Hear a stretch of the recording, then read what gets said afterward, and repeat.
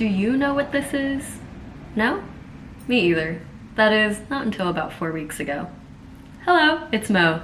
I took my first ever wheel throwing pottery class, and I am so super excited to share my journey with you. This video is for those who know nothing about pottery, are fellow beginners, and people who just want to relive the beginner's POV. I'll take you through my 4 weeks of learning to be more gentle, patient, and imaginative. Thanks for being here.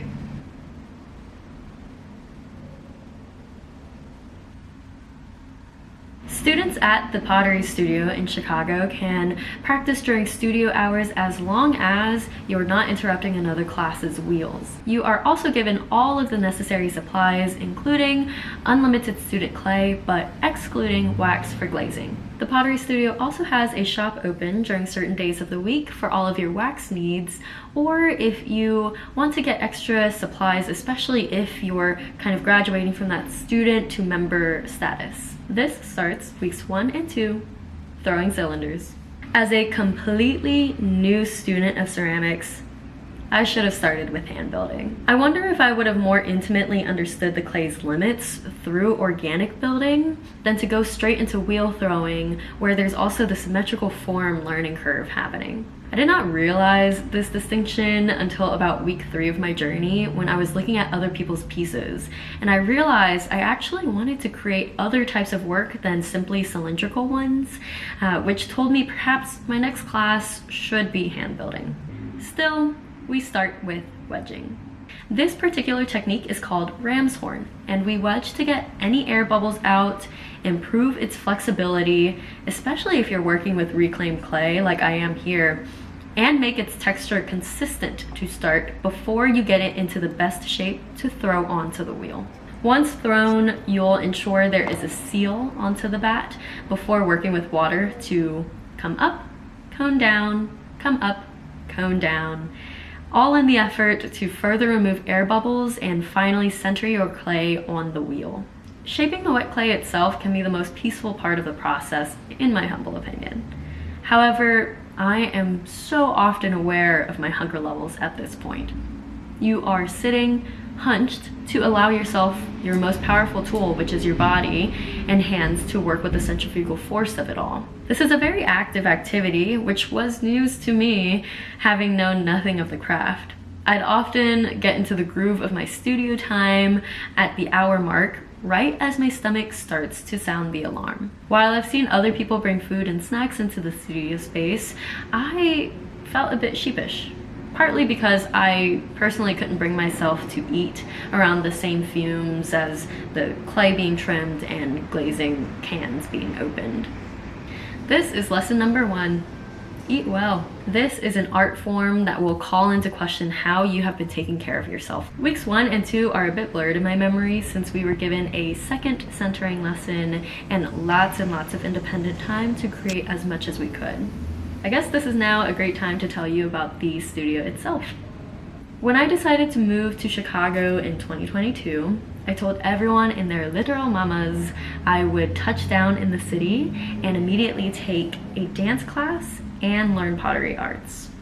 From week 1, I was in a dance studio consistently, but it took 3 years for me to finally lean into the clay, pun intended, thanks to my partner's family for gently nudging me. With ceramics class funds finally in hand, I was ready to book classes in Logan Square for February. I logged on to the newly opened registration portals at what I thought was just a few minutes after opening. I believe it was maybe noon or noon 30. I would have to double check the website to accurately tell you. But still, unfortunately, every day of the week for wheel throwing and hand building were sold out. That's another lesson for you. Do your research on your preferred methods, maybe rank your methods, and rank the schedule of classes that you prefer from top to bottom. Once you log on to sign up, hopefully you'll have logged on at the exact time, unlike me, but since it goes pretty quickly, if you're really into a second tier or third tier class on your ranking, you can also know that you've made the prior decisions and sign up right then and there. I then quickly searched Pottery Studios Chicago to get in now or never. I knew April through the summer of 2025 were personally too hectic for me to commit to a weekly class. I then stumbled upon the Pottery studio on Elston with Friday night wheel throwing classes available through March. I decided March it was, with this gorgeous warehouse venue. And so there I was, unsure of how many pieces to make, whether I should save a tiny cylinder for the heck of it or to cut into its middle to study where I'm going wrong, and debating whether to stay or go because I was just so hungry. Despite the confusion of it all, I still showed up for myself. Did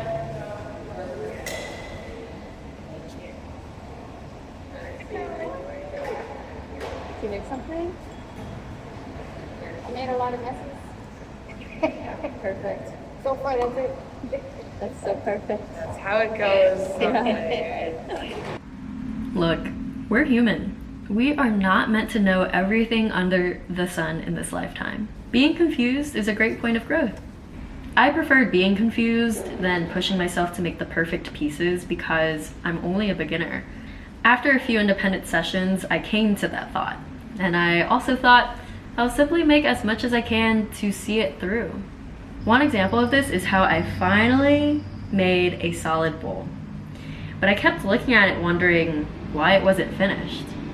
I had a little voice in my head, kind of an impulse to not destroy it per se, but alter it. Another person in my class named Meg asked me if I had bowls at home. I was like, yeah. So she voted, listen to the impulses. It's not like you're missing out on another solid bowl. I then made a cute scalloped top for it. Meg also pointed out it was very Betsy Ross-esque. You know, she who made an iteration of the official American flag. I thought it was rather floral, but I love sharing perspectives. So thank you, Meg. Week 3. Week 3 is trimming, which was my absolute least favorite part. By this point, I am so convinced that maybe pottery is not for me, that perhaps I'm not patient enough or open enough to what the art may bring me. I try to ground myself in gratitude here, making time to come in and practice regardless. You see, I was under the impression that 4 classes alone would have been ample time to prove my work, but my pieces were not dry enough for trimming when I wanted them to be. I then learned I had to free my schedule a lot more in general, and especially plan to visit the studio on a sunny and windy day in the event that I may find a still wet piece and be able to set it outside and have it become trimmable in the next 30 minutes while I'm at the studio. My scalloped bowl of pride had a super thick bottom. I thought I was doing something by trimming and pressing down every layer or so, but unfortunately I was too gentle on my press downs. It turns out I should have stopped trimming way before I over trimmed and had to scrap it. Or did I? I stared at the beautiful scallop and decided it could potentially become a candle skirt if it survives the kiln. Worst case, it would be a statistics problem.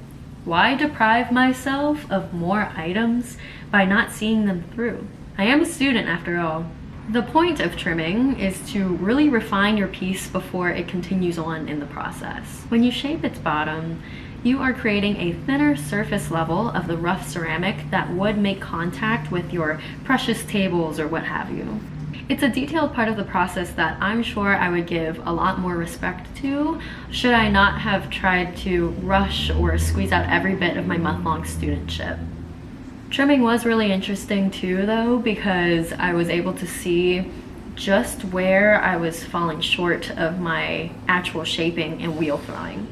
For example, I said the scallop bowl had a super thick bottom. Some of my other pieces had inconsistently thick and thin walls. So while I was trimming, I would feel a lot of resistance and then none, and be at the risk of over trimming. And it just really taught me a lot about the ways that I was pulling up the walls when throwing. And so it was really quite fascinating to still learn about my wins and losses from earlier in the process at this point in the process without necessarily needing to scrap it entirely. Again, statistics deal. I was so willing to put defected and, you know, kind of questionable pieces through the first firing, just to see what how much stress the clay could take. It is also in the trimming process that I realized, wow, I really don't want to stress the clay out. During trimming lessons and practices, it was such a connective moment between me and my pieces that I realized, oh, whatever positive or negative energies I was pouring into it through the wheel throwing and trimming processes would absolutely show itself through the first firing into glazing. At this point, it really taught me that my pieces are genuinely a reflection of, again, how well I was treating myself and how well I thought of myself into the craft at hand. Maybe that'll be another piece of content for me to deep another day. But finally, we are upon week 4 glazing. My instructor, Anne, allowed me to record the glazing process for a cohort member who unfortunately had to stay home with a migraine. In hindsight, I should have asked to record her throughout weeks 1 and 3 just to be able to look back on it myself, but again, c'est la vie. The idea is you want to make as little contact on your piece as possible and dip it into your mixed glaze for an even coating. The points of contact, either from your fingers or the fun little dipping tool, will leave a mark at first, but the glaze will cover the tiny marks while it's in the kiln later. This really is a moment of trusting the process. After glazing, you want to remove the glaze from the bottom of your piece and even a bit above that. Again, when the glaze drips down a bit when being cooked, basically, you want to leave room for it to still drip all over your piece, but not so much to the point where it drips so far down and effectively cements your piece to your cookie base or the protective layer inside the kiln. Anne showed us a few different color combinations of glazes. The samples on the wall are the singular colors. Every studio will have different glazes, and sometimes unpopular ones may become discontinued. So definitely stay updated with your studio's offerings. The samples being shown on screen are strategic combinations with the order of dip that was done. For my scalloped piece, I glazed according to one of the color combinations. Everything was going fine, especially since I was able to use my instructor's wax to make the cleaning of the bottom much easier than to sponge away forever. However, I eventually accidentally scraped off a section of glaze with my hand while I was so super focused on another side of the piece at hand. But again, it's a learning moment. I could have simply washed it off and waited until it was dry again to retry the glaze, but 1, I was not patient enough, and 2, I wanted to see just how it would turn out if I put it in the kiln with the mistake on it. Sidebar, if you use wax, what it does is you put it on your piece, and if you try to put glaze or anything else on top of it, it'll resist it. In my head, it's almost as if you put 2 opposing sides of a magnet against each other, right? That it's really, they're fighting. They are fighting. They're not gonna touch. That's kind of what happens with the wax and glaze. So if you put wax on your piece and then glaze it, all you need to do is simply wipe away the glaze, and it's really, it's a lot smoother than, for example, my other pieces that I was unable to use wax for because I'm cheap and was unsure if I wanted to buy wax for 4 of my student pieces. You put the glaze on it and you really have to work at it with a sponge and water to wash it off, essentially. Also, while you watch me go through this process, I will say, the Pottery studio has this one person who works there who has such a great way around the studio. Seriously, I thought I lost my first ever piece after I put it through the first firing before trimming, but I luckily had a picture of it to email to the office itself asking for help. Within the next business day or so, it turned up on the bench with my name on it. Thanks, Pottery Studio folks. Now we are at the aftermath with the pickup process. The candle skirt that I've used as an example throughout our time together is perfect. Perfect, perfect, perfect. The double filled glaze presents the exact effect that I wanted. My actual candles I have are too large to fit inside of this for now, but it fits perfectly around my tall stick holder. And you can't really see the defect too badly. I kind of just point it against the wall or like a point where guests aren't likely to see it. Everything else you'll see has its little defects, but they're also perfect to me.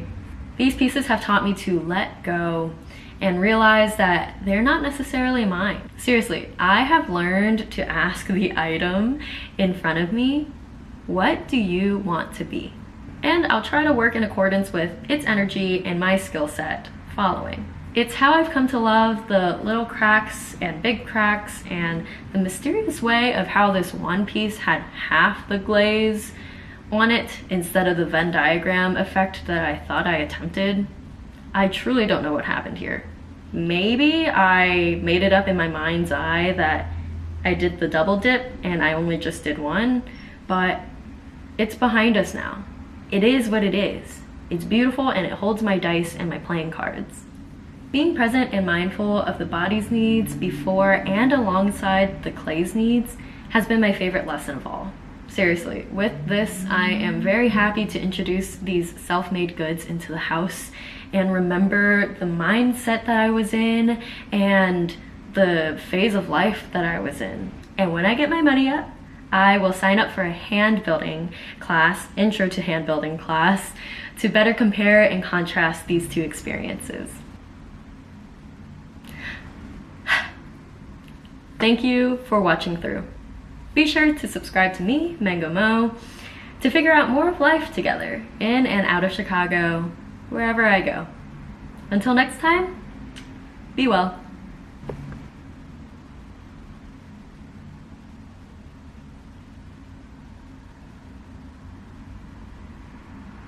Water is important. I don't know how to drink water.